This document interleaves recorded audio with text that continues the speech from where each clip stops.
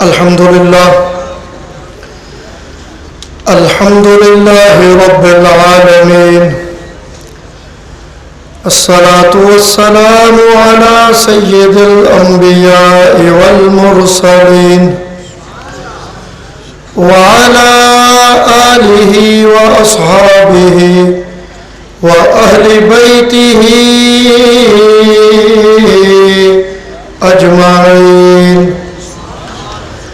أما بعد، فأعوذ بالله من الشيطان الرجيم. بسم الله الرحمن الرحيم. أنعم الله عليهم من النبيين والصديقين والشهداء والصالحين وحسن أولئك رفيقا. صدق الله مولانا العظيم وبلغنا رسوله النبي الكريم الأمين، ونحن على ذلك لمن الشاهدين والشاكرين، والحمد لله رب العالمين. تمام حمد و ثنا اللہ وحدہ لا شریک کی ذات کے لائق، جو ساری کائنات کا خالق و مالک، تمام مخلوقات کا رازق، وحدہ لا شریک رب ہے. کائنات کا ہر ذرہ اس کے حکم کا محتاج ہے. اس کی رضا، اس کی مرضی، اس کی اجازت کے بغیر پوری کائنات میں سے ایک ذرہ بھی اپنی جگہ سے حرکت نہیں کرتا. درود لامحدود تاجدار ارب و عجم، تاجدار انبیاء، محبوب کبریا، آقا کریم صلی اللہ تعالی علیہ وسلم کی بارگاہ بے کس پناہ میں آپ کے صدقے کائنات کے خالق نے اس ساری کائنات کی تخلیق فرمائی. دوستان عزیز، سب سے پہلے تو میں انتہائی محبت کے قابل عزیزم پیرزادہ سیدزادہ صاحبزادہ سجاد حیدر بخاری ان کو مبارکباد پیش کرتا ہوں اتنی عظیم خواجگان نقشبند کانفرنس کا انعقاد کرنے پہ، اور عوام کا یہ ٹھاٹھے مارتا سمندر اس بات کا عکاس ہے کہ آج کی یہ خواجگان نقشبند کانفرنس خواجگان نقشبند کی بارگاہ میں قبول ہے، اور اس کا اہتمام کرنے والے ان کی بارگاہ میں منظور ہے. دوستان عزیز، مجھ سے پہلے خطابات ہو چکے. قبلہ چند جی نے بڑے ہی اصلاحانہ انداز میں اور پرجوش انداز میں آپ حضرات کے سامنے خطاب فرمایا. اس کے بعد ڈاکٹر صاحب نے تصوف پہ روشنی ڈالی اور یہ تصوف کا بھولا ہوا سبق ہمیں یاد کرایا، اور خصوصاً سلسلہ عالیہ نقشبندیہ کا طریقہ جو ہے اس پہ انہوں نے روشنی ڈالی. دوستان عزیز، خواجگان نقشبند یہ وہ عظیم بزرگان دین کی لڑی ہے کہ انہوں نے تبلیغی میدان میں جب بھی ضرورت پیش آئی ہر قربانی دینے سے گریز نہ کیا، اور اگر میدان عمل میں نکلنے کی ضرورت بھی پڑی تو یہ ایک لمحہ کے لیے بھی خاموش نہ رہے۔ دین متین کے لیے، دین حق کے لیے انہوں نے جو گراں قدر خدمات سر انجام دی وہ کسی تعارف کی محتاج نہیں۔ خواجگان نقشبند یہ وہ عظیم ہستیاں ہیں کہ جنہوں نے تصوف کے میدان میں وہ کارہائے نمایاں سر انجام دیے کہ جس کی تاریخ مثال پیش نہیں کر سکتی، اور ان بزرگان نے اپنے وابستگان اور اپنے ساتھ عقیدت رکھنے والوں کی اس طرح رہنمائی فرمائی، اس طرح تربیت فرمائی کہ انہیں سنت کے رنگ میں رنگ دیا۔ ہمارے اعلیٰ حضرت شیر ربانی رحمۃ اللہ تعالی علیہ، آپ کی زندگی پہ اگر نگاہ ڈالی جائے تو پتہ چلتا ہے فرائض تو فرائض، واجبات تو واجبات۔ حضور قبلہ شیر ربانی رحمۃ اللہ تعالی علیہ نے اپنی ساری زندگی میں آقا کریم صلی اللہ تعالی علیہ وسلم کی ایک بھی سنت کو قضا نہیں کیا۔ یہ ہمارے لیے مشعل راہ ہے، ہمارے لیے یہ ایسا ایک نمونہ ہے کہ آپ نے ہمیں یہ درس دیا کہ سنی وہ ہے، مسلمان وہ ہے جو سب سے پہلے عقیدہ کی اصلاح کر کے اپنے آقا و مولا تاجدار انبیاء کی محبت میں اس طرح ڈوب جائے، اس طرح آقا علیہ الصلوۃ والسلام کی محبت کو اپنے سینے میں بسا لے کہ اس کی زندگی کا ہر اٹھنے والا قدم اس بات کی گواہی دے کہ یہ مدینے والے کا غلام ہے۔ دیکھیے کہ یہ جو ہماری 1500 سالہ تاریخ ہے یہ فتنوں سے بھری ہوئی ہے، اور اس تاریخ میں کئی فتنے جو صحابہ کے ادوار سے سر اٹھانے لگے، اور ہر دور میں کسی نہ کسی روپ میں، کسی نہ کسی رنگ میں، کسی نہ کسی نام سے یہ فتنے سر اٹھاتے رہے۔ آج بھی اگر آپ دیکھیے تو یہ فتنہ صوفی محمد کے نام سے پھر جو ہے یہ میدان میں اترا ہے، اور ضرورت اس بات کی ہے کہ دوستان عزیز اس فتنے کا ہر جگہ پہ، ہر مقام پہ ڈٹ کے مقابلہ کیا جائے۔ دیکھیے میں دو چار مثالیں آپ کے سامنے پیش کرتا ہوں کہ اسلام دین فطرت ہے، دین حق ہے۔ ہمیں یہ ہمارے آقا نے پیغام دیا، ہمیں یہ تعلیم دی، ہمیں یہ سکھایا، یہ فرمایا اطلب العلم من المہد الی اللحد، فرمایا ماں کی گود سے لے کے قبر کی دیواروں تک علم حاصل کرو۔ اور اسلام کو دیکھیے، اسلام یہ نہیں کہتا کہ صرف جو مرد ہیں وہ علم حاصل کریں، عورتوں کو علم کی کوئی ضرورت نہیں۔ اگر آپ تاریخ کو دیکھیں گے، ماضی کو دیکھیں گے تو صحابہ کا دور اگر دیکھ لیجئے تو صحابہ کے دور میں امہات المومنین میں سے سیدہ طیبہ حضرت عائشہ صدیقہ رضی اللہ تعالی عنہا، آپ وہ ہستی ہیں کہ آپ مجتہدہ بھی ہیں، اور اگر کسی صحابی کو کسی رہنمائی کی ضرورت پڑتی تو وہ آپ کی بارگاہ میں پیش ہوتا۔ ہمیں دین نے کیا سکھلایا ہے کہ علم صرف مرد کی میراث نہیں، عورتیں بھی علم حاصل کریں۔ یہ کیسی شریعت ہے کہ جہاں پہ بچیوں کو تعلیم حاصل کرنے سے روکا جا رہا ہے؟ اسلام تو اس چیز کی اجازت نہیں دیتا۔ سکولوں کو گرایا جا رہا ہے، سکولوں کو بمبوں سے اڑایا جا رہا ہے۔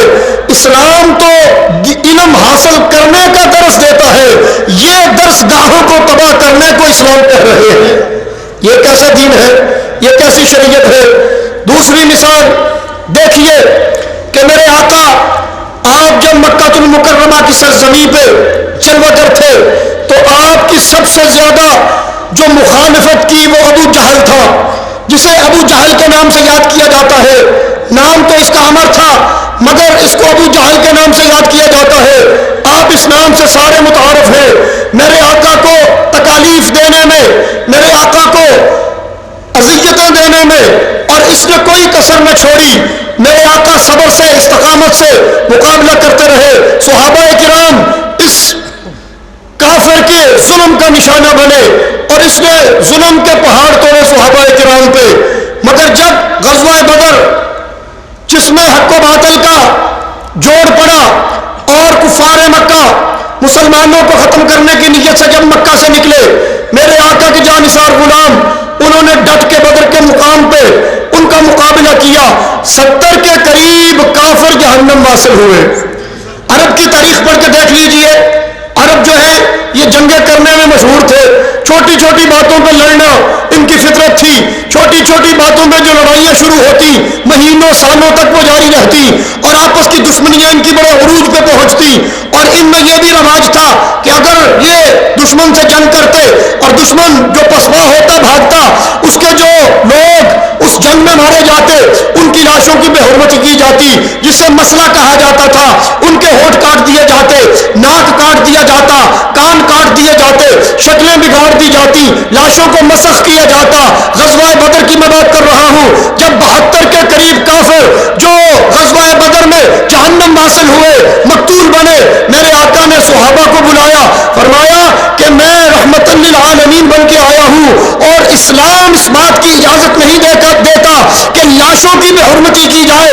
اگرچہ یہ کافر تھے، یہ مرے بھی کافر، یہ اسلام کے دشمن تھے، یہ اسلام کو مٹانے کے لیے نکلے تھے، یہ مسلمانوں کو ختم کرنے کے لیے نکلے تھے، مگر آج یہ مقتول ہے، یہ مر گئے.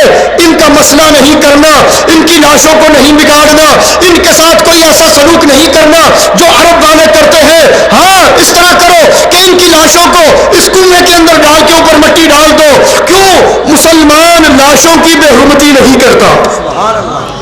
آج یہ نام نہاد شریعت والے جو کہتے ہیں کہ ہم شریعت لائیں گے، اور میں حکومت کو بھی یہ پیغام دینا چاہتا ہوں کہ ایسے جو چند مفاد پرست اور دشمن کے ایجنڈے پہ چلنے والے ہیں، یہ جو حکومت کو بھی دھمکیاں دے رہے ہیں، ان کی دھمکیوں میں نہ ہو، ان سے مرعوب نہ ہو، ان کی کوئی اوقات نہیں. یہ جو نام نہاد ہے یہ کیا کر رہے ہیں کہ قبریں اکھاڑ کے، لاشوں کو نکال کے، درختوں پہ لٹکا کے گولیاں برسا رہے ہیں. کیا یہ دین ہے؟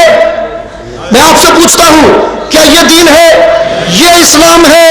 یہ ہمیں ہمارے آقا نے پیغام دیا تھا، کیا ہمیں دین یہ سکھاتا ہے؟ کیا شریعت اس کا نام ہے؟ کیا وہ قانون، وہ جسے آقا علیہ الصلوۃ والسلام پہ اللہ رب العزت نے نازل فرمایا، وہ دین جسے رب نے پسند کیا اور رب کے محبوب جسے لے کے آئے، وہ دین ہمیں یہ درس دیتا ہے، یہ ہمیں سکھاتا ہے؟ کیا یہ دین ہے؟ آج دیکھیے تیسری بات جو مثال دینے لگا ہوں، دیکھیے یہ دین نہیں ہے، یہ ایک باغی گروپ کے عقائد ہے. یہ اسلام نہیں ہے، یہ شریعت نہیں ہے، یہ اسلام نہیں ہے، یہ دین نہیں ہے. آج انہوں نے دھمکی دی، انہوں نے کہا جی جو بھی ڈاکٹر پینٹ پہن کے ہاسپٹل میں آئے گا ہم اسے بمبوں سے اڑا دیں گے. شلوار قمیض پہن کے آئیے. میرا یہ سوال ہے ان سے کہ دیکھو، کیا اسلام میں صرف شلوار قمیض پہننا جائز ہے؟ بولیے، کیا اسلام نے کسی ایک خاص لباس پہ زور دیا ہے؟ اگر خاص لباس پہ زور دینا ہوتا تو وہ لباس وہی ہوتا جو ہمارے آقا نے پہنا، جو عرب والے پہنتے ہیں. کیا یہ شلوار قمیض عرب والوں کا لباس ہے؟ بولیے، کیا اسلام صرف شلوار قمیض والوں کے لیے ہے؟ یورپ میں جو رہتے ہیں، امریکہ میں جو رہتے ہیں، آسٹریلیا میں جو رہتے ہیں، دنیا کے دوسرے ممالک میں جو رہتے ہیں، جو پینٹ اور شرٹ پہنتے ہیں، کیا وہ اسلام قبول نہ کرے؟ اسلام ان کے لیے نہیں، ان کے لیے اسلام کے دروازے بند ہیں. اسلام نے تو ہمیں تعلیم دی ہے سطر ڈھکا ہوا ہونا چاہیے، لباس ایسا ہونا چاہیے جس سے سطر ننگا نہ ہو. اسلام میں کسی خاص لباس کا رواج نہیں، کسی خاص لباس کی تربیت نہیں دی گئی، تعلیم نہیں دی گئی. یہ کیسا اسلام ہے؟ یہ سمجھتے ہیں یہ شلواریں اونچی کر کے اور 3 3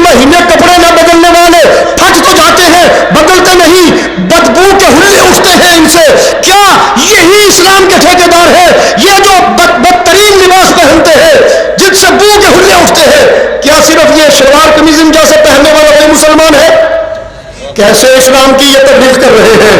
دوستان عزیز، لمبی گفتگو کرنے کا وقت نہیں، ورنہ اور بھی باتیں آپ کے سامنے اور بھی مثالیں پیش کرتا۔ دیکھیے، اسلام ایک آفاقی مذہب ہے اور عالمگیر مذہب ہے۔ یہ پینٹ پہننے والوں کے لیے بھی ہے، یہ شرٹ پہننے والوں کے لیے بھی ہے، یہ شلوار قمیض پہننے والوں کے لیے بھی ہے، یہ دھوتی پہننے والوں کے لیے بھی ہے، یہ عربی چوغا پہننے والوں کے لیے بھی ہے، یہ سب کے لیے ہے۔ یہ آفاقی دین ہے، یہ علاقائی دین نہیں، یہ کسی ایک خاص خطے کا دین نہیں، یہ پوری دنیا کے لیے ہے۔ اور اسلام درس دیتا ہے، آ جاؤ میرے دامن میں، آ جاؤ، گورے بھی آ جاؤ، کالے بھی آ جاؤ، عربی بھی آ جاؤ، اجمی بھی آ جاؤ، شلوار پہننے والے بھی آ جاؤ، پینٹ پہننے والے بھی آ جاؤ۔ اگر امان چاہتے ہو، جنت چاہتے ہو، میرے دامن میں آ جاؤ، سارے آ جاؤ، میں تمہیں جنت میں لے جاؤں گا۔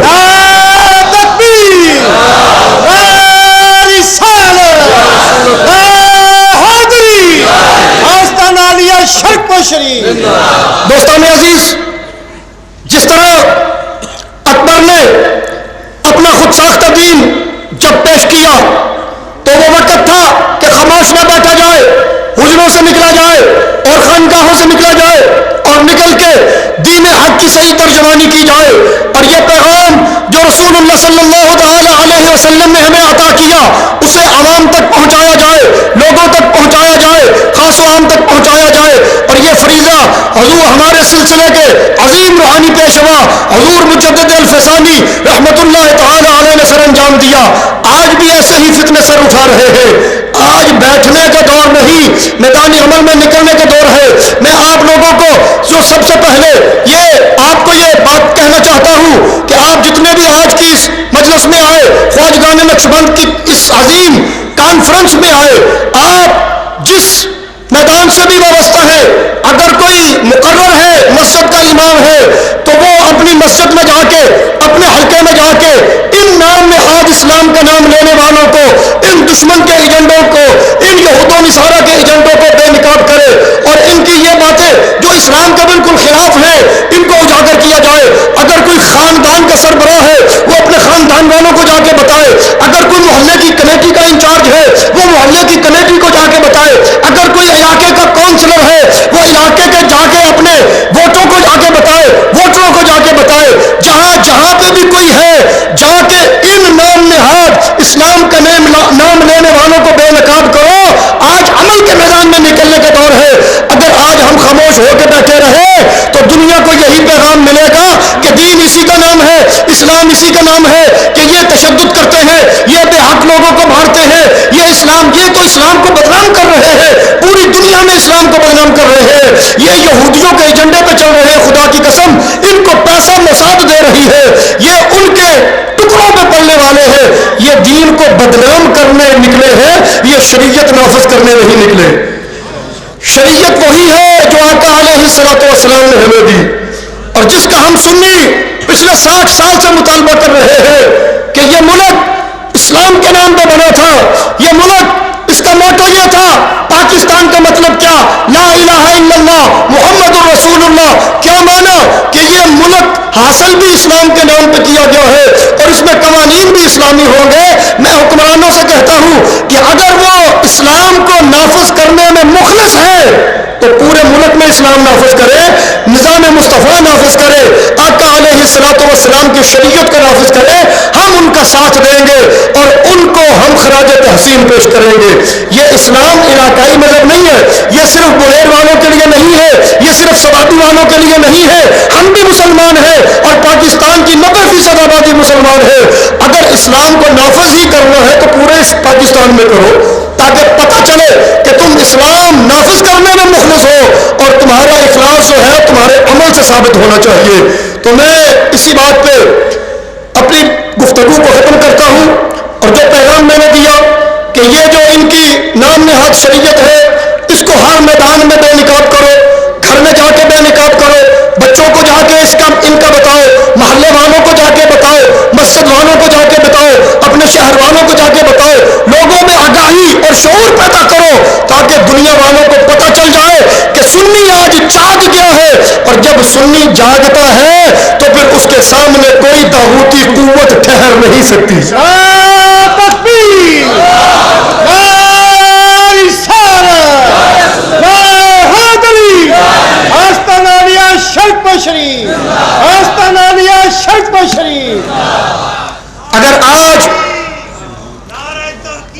اگر آج تم خاموش ہو کے بیٹھ گئے اور ان طاغوتی قوتوں کو بے نقاب کرنے میں اپنا کردار ادا نہ کیا تو کل قیامت کے دن آقا علیہ الصلوۃ والسلام تمہیں پوچھیں گے کہ تم کیسے میرا کلمہ پڑھنے والے تھے کہ جب میری شریعت کو بدنام کیا جا رہا تھا، میرے لائے ہوئے نظام کو جب بگاڑا جا رہا تھا، تم بولے کیوں نہ؟